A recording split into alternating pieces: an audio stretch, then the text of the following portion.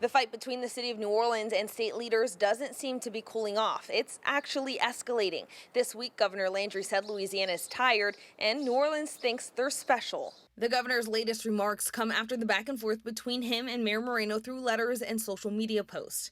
It all started when Moreno withdrew her request for state approval of a $110 million private loan, saying it was becoming clear the request would be denied. After that, they've exchanged pointed words about the city's finances, how they've been managed, and whether or not they've improved. Mayor Moreno invited Landry to meet in person and stop exchanging comments in this manner. But Monday, he said he won't meet with her until she understands they have to get their fiscal house in order. I'll say it this easy. Used to be, the saying was, where goes New Orleans, where goes the state? Let me tell you what happened today. That has changed. Where goes Louisiana will determine the fate of New Orleans. The state of Louisiana is tired.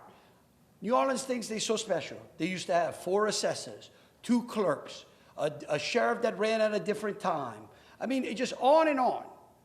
That parish is going to operate exactly like the rest of this state.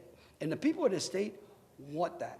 So when the mayor recognizes that, and when she understands that they have to get their fiscal house in order, just like this state has got its fiscal house in order, we'll have a discussion. Former Lieutenant Governor Jay Darden says it's unfortunate it's gotten to this point and says what's happening right now is not in Louisiana's best interest. It's not a competition between New Orleans and the rest of the state when it comes to promoting Louisiana. I mean, we need to be all on the same page from an economic development standpoint and a tourism standpoint. He says the governor and the mayor need to talk to each other directly. We just need to be able to communicate with one another and talk about how we resolve differences instead of continuing to try and create further division. Political analysts we've talked to say the governor and the mayor need to come to a solution soon, but that doesn't seem to be on the horizon.